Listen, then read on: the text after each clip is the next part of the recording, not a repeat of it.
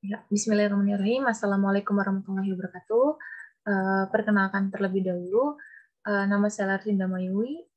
Saya tidak sendiri, saya bersama rekan saya yang bernama. Saya Ajeng Nabila Saskia. Di sini kami akan mempresentasikan tentang metode penelitian research and development, yang dimana untuk memenuhi ujian tengah semester pada mata kuliah metode penelitian kualitatif. Nah, lanjut saja akan saya share PowerPoint kami maksudnya, yang dimana ini hasil dari diskusi kami terkait metode penelitian research and development. Nah, di dalam metode penelitian research and development ini kami membahas sebanyak 5 pembahasan. Yang pertama ada pengertian metode penelitian research and development. Yang kedua ada tahap-tahap metode penelitian research and development. Yang ketiga ada model metode penelitian research and development. Yang keempat ada kelebihan dan kekurangan metode penelitian research and development. Dan terakhir itu ada implementasi metode penelitian research and development. Nah, untuk tahap pertama akan dijelaskan oleh rekan saya, yaitu Ajeng Nabila Saskia. Kepadanya dipersilakan.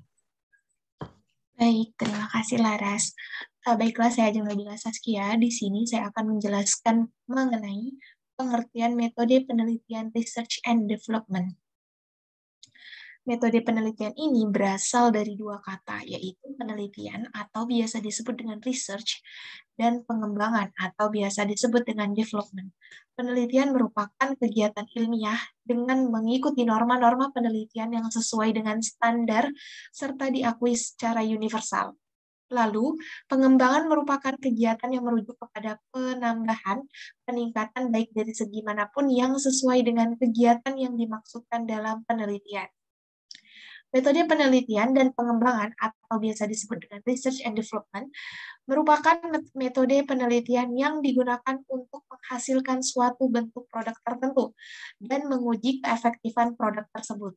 Untuk dapat menghasilkan produk tertentu, digunakan penelitian yang bersifat analisis kebutuhan dan untuk menguji keefektifan tersebut supaya berfungsi di masyarakat luas. Maka diperlukan penelitian untuk menguji keefektifan produk tersebut.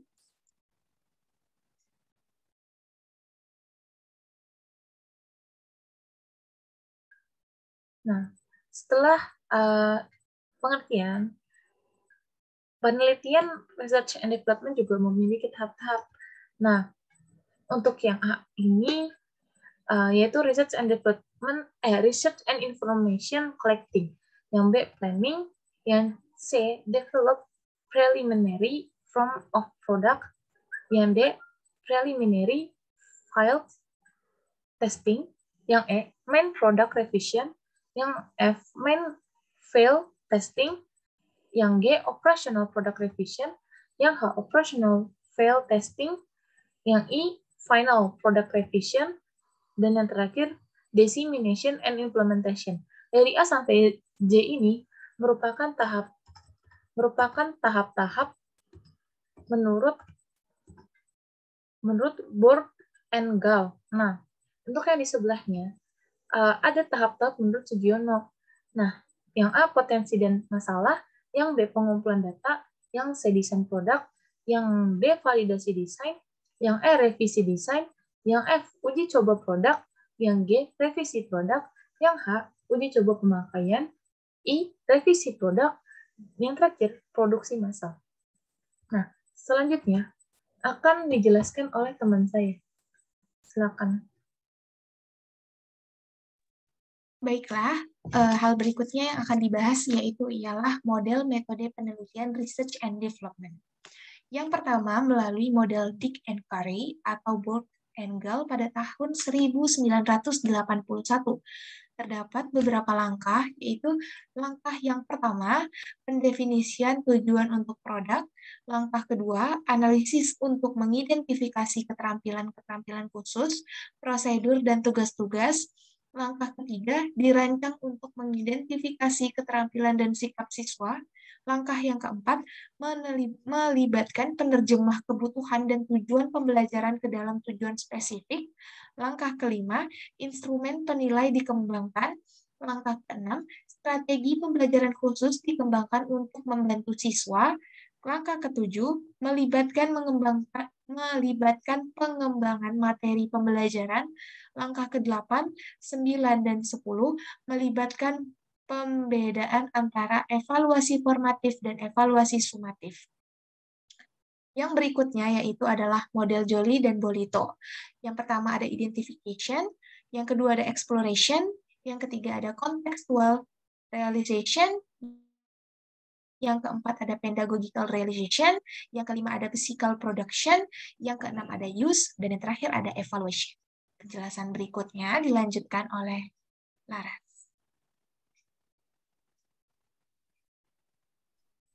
Nah, di sini juga terdapat model-model R&D versi Baker and Sheets.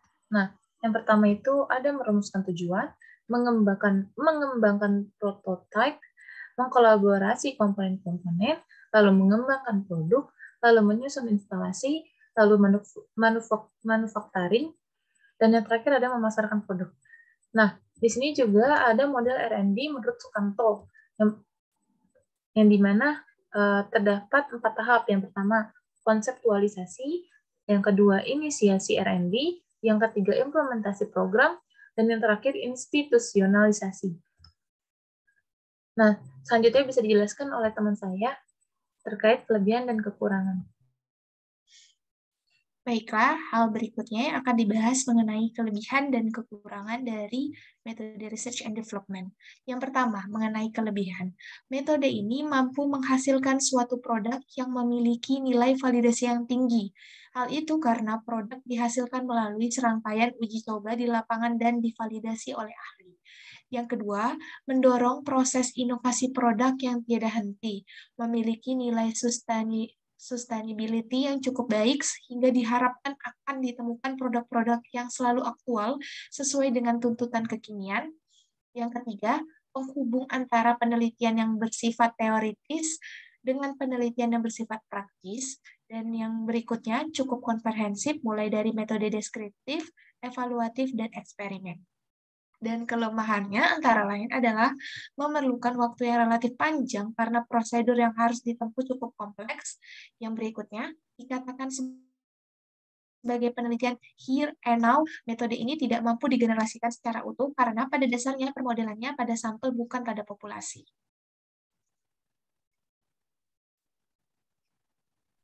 Nah, oke, kita pada tahap terakhir, yaitu implementasi dari metode penelitian research and development. Nah, di sini kami mengambil dari salah satu artikel yang berjudul Pengembangan Perangkat Pembelajaran Matematika Berbasis Masalah untuk Meningkatkan Kemampuan Pembicaraan Masalah Siswa SMP PAB 9 Klambir 5 tahun pelajaran 2019-2020. Nah, di sini dibuat oleh Maradoli Nasution bersama Wita Oktaviani. Dan artikel ini dipublish di Jurnal Mathematics Education Sigma. Nah, untuk penjelasannya, yang pertama ada potensi dan masalah. Nah, potensi dan masalah ini isinya ada langkah pertama dari penelitian dan pengembangan adalah mengidentifikasi potensi dan masalah. Hal ini dapat dilakukan dengan cara observasi maupun wawancara. Observasi dilakukan dengan cara turun langsung ke lapangan, sedangkan wawancara dapat dilakukan dengan mewawancarai guru dan siswa. Nah, lalu penjelasan kedua, yaitu pengumpulan informasi. Nah, langkah berikutnya adalah pengumpulan informasi. Hal ini dapat dilakukan dengan kajian pustaka. Kajian pustaka dapat dilakukan di perpustakaan dengan referensi-referensi yang ada. Hal ini juga dilakukan untuk menganalisis kebutuhan. Analisis kebutuhan dapat dilakukan dengan wawancara kepada guru ataupun siswa untuk mendapatkan informasi yang dibutuhkan guru ataupun siswa terkait pembelajaran matematika. Lalu ada desain produk.